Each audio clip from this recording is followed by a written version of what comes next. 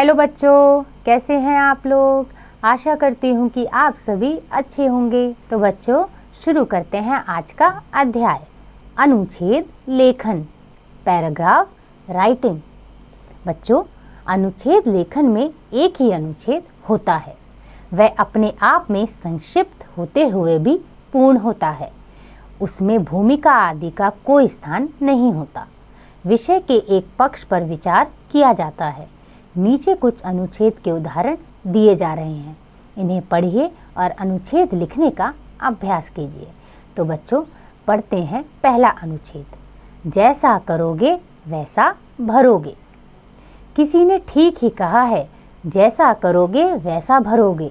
इस संसार में व्यक्ति जैसा करता है वैसा ही फल पाता है। अच्छा करने वाले का अपने आप ही भला हो जाता है। बबूल लगाने से आम नहीं मिलता। जो इस तथ्य से परिचित हो जाता है वह कुछ भी गलत करने से पहले 10 बार सोचता है, विचारता है।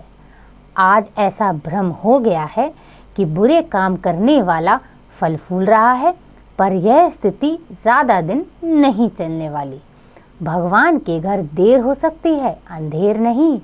अच्छा कार्य करने वाले को उसका फल अवश्य मिलता है, चाहे उस फल की प्राप्ति में देर ही क्यों ना हो जाए। हमें चाहिए कि हमेशा अच्छे कार्य करते जाएं, दूसरों को सुख देने का हर संभव प्रयास करें। तो बच्चों, आगे पढ़ते हैं अगला अनुच्छेद, बागवानी। बहुत से लोग घर के पीछे बगीचे में या घर के आंगन में पौधे उगाते हैं। जिनके पास ज़मीन नहीं होती वे गमलों में पौधे उगाते हैं। कुछ लोग सिर्फ गुलाब, जूही, गेंदा आदि रंग बिरंगे फूलों के ही पौधे उगाते हैं। कुछ लोग क्यारियों में साग सब्जियों के पौधे उगाते हैं। जिनके पास ज़्यादा ज़मीन होती है वे नींबू, आम, चीकू, केले आदि के पेड़ भी उगाते हैं। एक और बागवानी एक शौक है। बागवानी करने वालों को अपने पेड़ पौधों को देखकर बड़ा आनंद आता है। दूसरी ओर बागवानी लाभदायक भी है। हमें घर में ही फल, साग सब्जी, फूल सब मिल जाते हैं। बच्चों, आगे पढ़ते हैं राष्ट्रीय ध्वज। हमारा राष्ट्रीय ध्वज तिरंगे के नाम से प्रसिद्ध है। यह 3 रंगों की पट्टियों से मिलकर बना है। सबसे ऊपर केसरिया, बीच में सफ़ेद और नीचे हरे रंग की पट्टी है। सफ़ेद रंग की पट्टी के बीच में अशोक चक्र है। केसरिया रंग हमें हमारे सैनिकों के त्याग और बलिदान की याद दिलाता है। हरा रंग हरियाली का प्रतीक है। सफ़ेद रंग हमें सत्य, अहिंसा, सुख व शांति देता है।